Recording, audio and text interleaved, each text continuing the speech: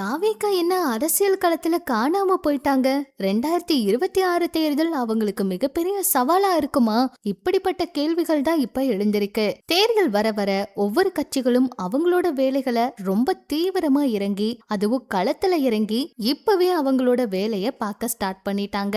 ஆனா தாவேகா சமூக வலைதளங்கள்ல மட்டுமே அவங்களுடைய தேர்தல் வேலைகளை பண்றாங்களே தவிர நேர்லயும் களத்திலையும் அவங்கள பார்க்கவே முடியலன்னு தான் சொல்லணும். ஏன்னா தேர்தல் நேரத்துல இப்பவே மக்களை சந்திச்சு மக்கள் கிட்ட அவங்களோட குறைகளை கேட்டு தெரிஞ்சுக்கிட்டு களத்துல நின்னு நிறைய பேர் வேலை பாக்குறாங்க.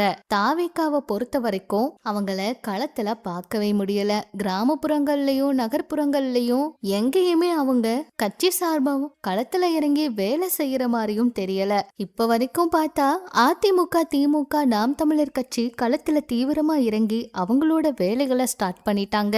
ஆனா தாவேகா இன்னுமே எதுவுமே செய்யாததுனால தொண்டர்கள் கிட்டையும் இது பெரிய குழப்பத்தை ஏற்படுத்தி இருக்கு. விஜய் வருவாரு, நிறைய செய்வாருன்னு எதிர்பார்த்த எல்லாருக்குமே மிகப்பெரிய கேள்விக்குறியாகவும் அதிர்ச்சியாகவும் தான் இது பார்க்கப்படுது. என்ன நடக்க போகுது, இவங்க அரசியல் எப்படி இருக்க போகுது, இப்படியே தொடர்ந்தா 2026 தேர்தல் இவங்களுக்கு மிகப்பெரிய சவாலா இருக்கும் அப்படிங்கறதா எல்லாருடைய கருத்தாவும் இருக்கு.